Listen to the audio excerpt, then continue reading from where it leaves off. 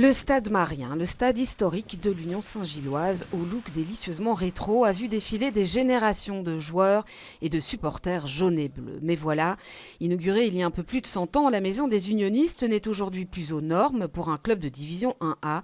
Sa capacité est insuffisante et ne permet plus de jouer les rencontres européennes à domicile.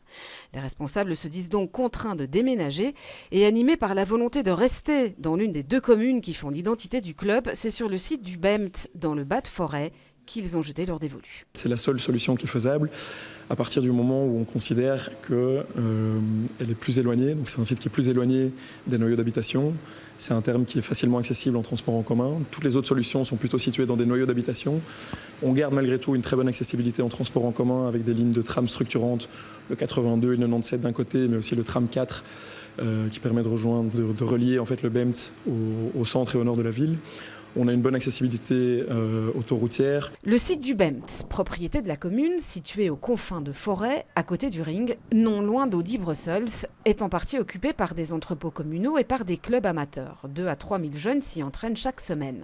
Le projet de l'Union est de construire sur une parcelle de la zone un stade de 16 000 places d'une emprise au sol de 30 000 mètres carrés. Et il suscite l'inquiétude dans le quartier, du côté notamment des clubs amateurs, où certains s'interrogent. Les inquiétudes, c'est que quand le stade sera construit, il risque d'y avoir des problèmes. Ils vont grignoter pour prendre leur terrain d'entraînement, leur machin, leur truc, et on n'aura plus de place pour nous. Et puis, plus de 2000 habitants ont signé une pétition contre le projet, notamment en raison de sa situation.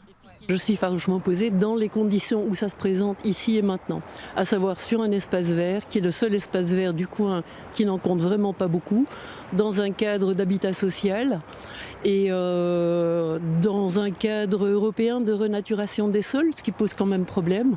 On veut ici supprimer au moins 37 500 mètres carrés de nature au bénéfice d'un stade. D'autres riverains soulèvent des questions de mobilité, de sécurité et surtout d'hydrogéologie. On a des problèmes de sécurité et de mobilité de manière générale pour se déplacer dans le quartier. En dehors des problèmes de 15 000 à 20 000 personnes qui arrivent sur le match, on a des problèmes aussi d'inondation. On est sur une nappe phréatique qui est affleurante.